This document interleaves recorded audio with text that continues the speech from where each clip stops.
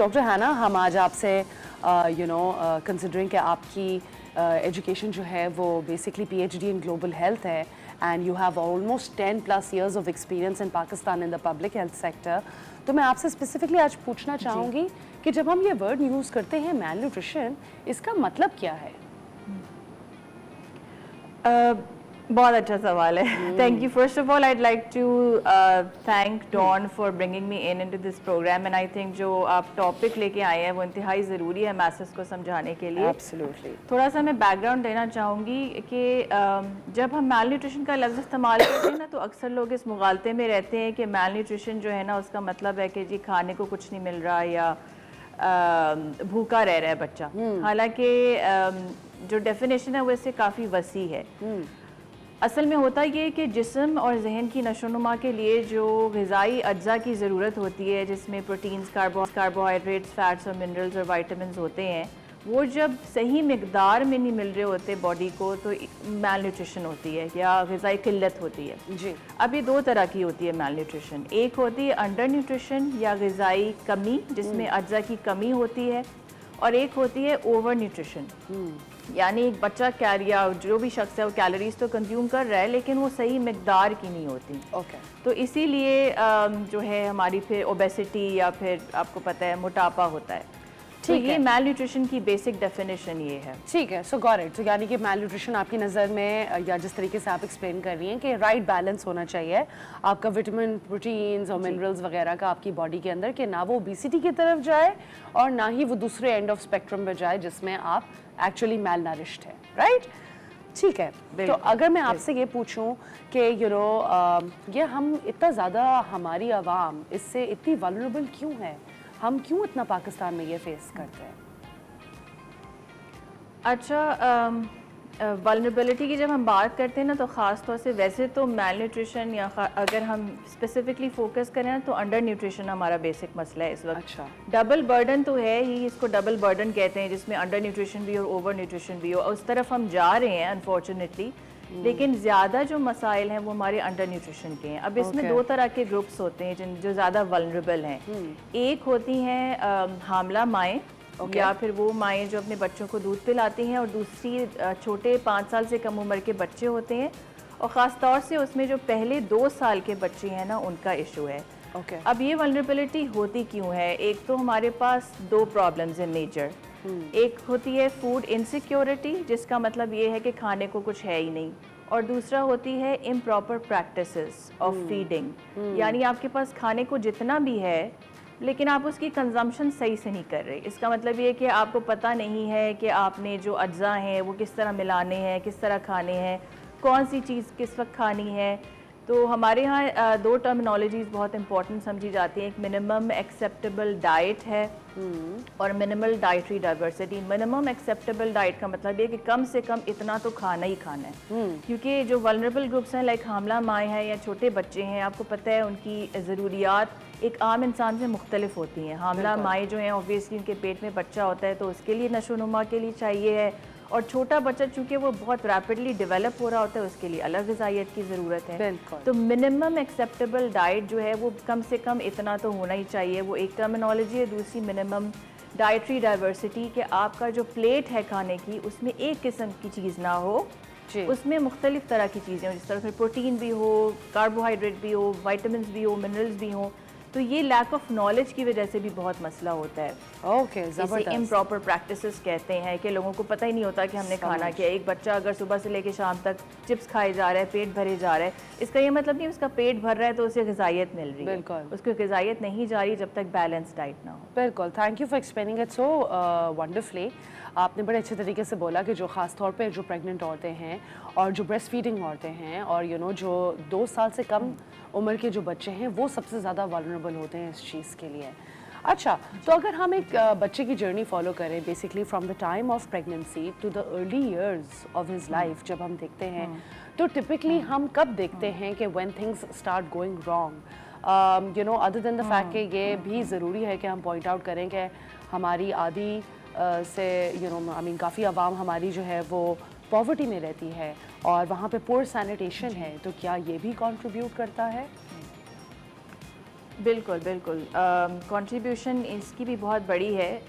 When things go wrong, ایک تو direct factors ہوتے ہیں، ایک انڈائریکٹ فیکٹرز ہوتے ہیں. ڈائریکٹ فیکٹرز وہ ہوتے ہیں جو کہ شروع ہوتے ہیں پریگننسی سے لے کے ٹل 2 years آف ایج. اسے ہم 1000 days بھی کہتے ہیں. 1000 days جو ہوتے ہیں وہ ونڈو آف اپرچونٹی کہا جاتا ہے اسے. اور اس وقت اگر کسی قسم کے بھی ایشوز ارائز ہو جائیں تو انفارچونیٹلی وہ irreversible ہو جاتے ہیں.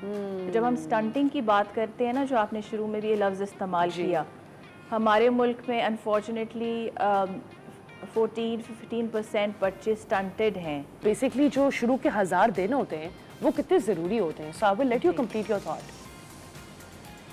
جی بالکل. تو جسٹ ٹو ریوائز کہ 1000 دن سے مراد کیا ہے کہ حمل کے شروع سے لے کے پہلے 2 سال تک کا جو ٹائم ہوتا ہے اسے 1000 دن کہتے ہیں. اور یہ ونڈو آف اپرچونٹی بھی کہلاتی ہے. اس کا مطلب یہ ہے کہ اگر ادھر کسی قسم کے بھی مسائل ہو جائیں تو وہ ایک پرماننٹ ڈیمیج کاز کرتا ہے، اور اگر ادھر ہی انٹرونشن اسی ٹائم پہ ہم کر لیں تو وہ ایک بہت یوزفل انٹرونشن ہو سکتی ہے. ٹھیک ہے. تو بلکہ آج کل تو حکومت کے سطح پہ یہ بھی بات کی جاتی ہے. جی جی بالکل. بلکہ آج کل تو حکومت اس چیز پہ بھی بات کرتی ہے، WHO بھی، کہ حمل سے پہلے والا ٹائم بھی بہت کرٹیکل ہے عورتوں کے لیے خاص طور سے، کیونکہ جب ماں خود غذائی قلت کا شکار ہوگی تو اس کا جو بچہ ہے وہ آٹومیٹکلی وہ بھی پراپرلی گرو نہیں کر پائے گا. بالکل.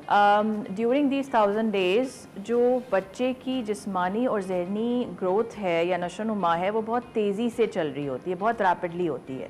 تو اس وقت اگر صحیح طرح سے وہ اجزا نہ ملیں جسم کو اور ذہن کو اور اوور آل، تو آپ کی جو گروتھ ہے وہ اتنی امپیکٹ ہوتی ہے کہ بچہ یا تو چھوٹا پیدا ہوتا ہے یا ارلی برتھ ہو جاتی ہے یا ڈیتھس بھی ہو جاتی ہیں بہت سے کیسز میں.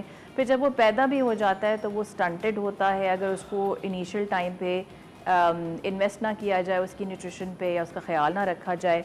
تو یہ کچھ چند چیزیں ہیں جن فیکٹرز کو مد نظر رکھنا ہوتا ہے. اور آپ نے کچھ ذکر کیا تھا ایسے فیکٹرز کا جو کہ کنٹریبیوٹنگ بھی ہوتے ہیں. اس میں ایک فیکٹر ہے پاورٹی، کہ آبویسلی آپ کے پاس صحیح طرح سے کھانے پینے کچھ نہیں ہے. پھر ماؤں کی ایجوکیشن میں کمی کا ایک فیکٹر ہے.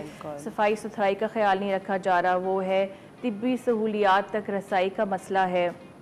دیہی علاقوں میں زیادہ ہوتا ہے کیونکہ آبویسلی وہاں پہ سروسز کی ایکسیس بھی کم ہوتی ہے اور اویئرنیس بھی کم ہوتی ہے.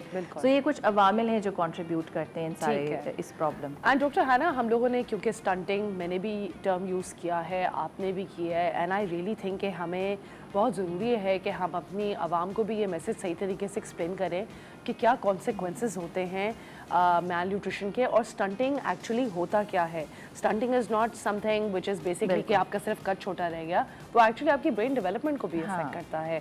سو آئی وڈ لو اٹ اگر آپ اس کو ایکسپلین کر دیں ہماری آڈینس کو. بالکل بالکل. آپ نے بہت اچھے سے سمجھایا کہ سمپل ٹرمز میں اسٹنٹنگ جو ہے وہ جو قد ہے بچے کا وہ اس کی ایج کے لحاظ سے وہ کم ہوتا ہے. اس میں مسئلہ یہ نہیں ہے کہ آپ کا صرف قد یا وزن کم ہے. اس میں ایشو کنٹریبیوٹنگ یہ بھی ہوتا ہے کہ آپ کی برین ڈیولپ نہیں ہو رہی، آپ کی قوت مدافعت جو ہے وہ کام نہیں کر رہی ہے.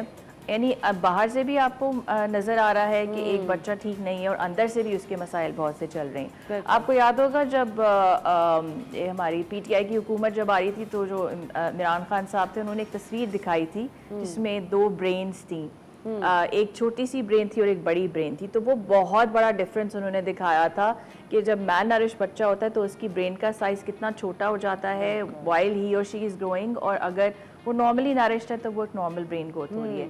اب آپ یہ سوچیں کہ جب برین کی گروتھ ہی نہیں ہو رہی ہے تو کیا وہ برین کسی قسم کی بھی کنٹریبیوشن کرے گی ٹورڈز ریسیپٹیوٹی. آپ اسے اسکول میں بھی داخل کرا لیں ایسے بچے کو تو وہ نہیں ابزارب کر سکے گا، وہ کیپیسٹی نہیں ہے اس کے اندر. And no fault of his own. بالکل absolutely. Exactly, it's not his fault. Exactly. اب ہم یہ کہتے ہیں کہ بچہ سمجھنا نہیں چاہ رہا یا وہ نہیں پڑھنا چاہ رہا، حالانکہ اس کا مسئلہ نہیں. مسئلہ یہ ہے کہ اس کی برین ہی کی کیپیسٹی ہی نہیں ہے.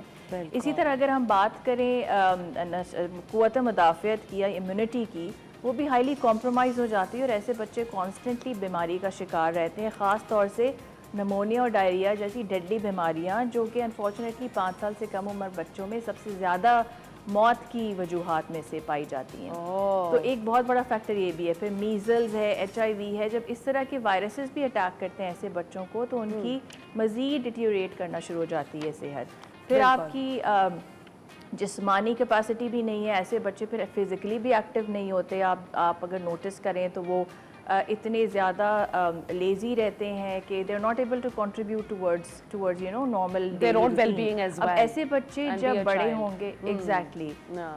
ایگزیکٹلی سو جب وہ بڑے ہوتے ہیں تو وہ آبویسلی جب بڑے ہوں گے تو وہ کنٹریبیوٹ ہی نہیں کر سکیں گے اکانومی میں افیکٹولی اینڈ پروڈکٹیولی. اور پھر یہ ایک انٹر جنریشنل ایک سائیکل ہے جو کہ ختم نہیں ہو سکتا جب تک آپ ان 1000 ڈیز میں انٹرونشنز ایسی نہ کریں جو اس چیز کو ریورس کر سکیں. کیونکہ ایک دفعہ بچہ اسٹنٹڈ ڈیولپ ہو گیا, اٹس این ارریورسیبل پروسیس. بالکل. جتنا مرضی آپ کچھ کر لیں وہ انہیں جی بالکل. اچھا doctor Hana, I wanted to ask you کہ یہ بیسکلی اب گورنمنٹ کیا رول پلے کر رہی ہے, because obviously now we understand کہ یہ کیا ہے, now we understand اس کے کیا ریپرکشنز ہیں, we know کہ باقی فیکٹرز بھی کنٹریبیوٹ کرتے ہیں اس ایشو کو اور برا بنانے کے لیے. however آپ کو لگ رہا ہے کہ گورنمنٹ کیا کوئی رول پلے کر رہی ہے, کیا اسٹیک ہولڈرز ہیں, کیا کنٹریبیوشن کیا گیا ہے اس کو بہتر کرنے کے لیے؟ جی اب اس سچویشن کی اگر ہم بات کریں تو اسٹیک ہولڈرز دو طرح کے ہیں. ایک تو اسٹیک ہولڈرز جو ہیں وہ گھر کے لیول پہ ہی ہیں, جس میں ہماری مائیں ہیں, ہمارے مطلب والدین ہیں, گھر والے ہیں. اور پھر آپ کے دوسرے لیول پہ اسٹیک ہولڈرز گورنمنٹ ہے, اینڈ تیسرے لیول پہ آپ کے جو کنٹریبیوٹرز ہیں لائک ڈیولپمنٹ سیکٹر ہے, NGO سیکٹر ہے, وہ کنٹریبیوٹ کر رہا ہے. گورنمنٹ کی اگر ہم بات کریں تو آپ نے سنا ہوگا ہمارے پرائم منسٹر نے ابھی ایک نیوٹریشن کا انیشیٹو اسٹارٹ کیا ہے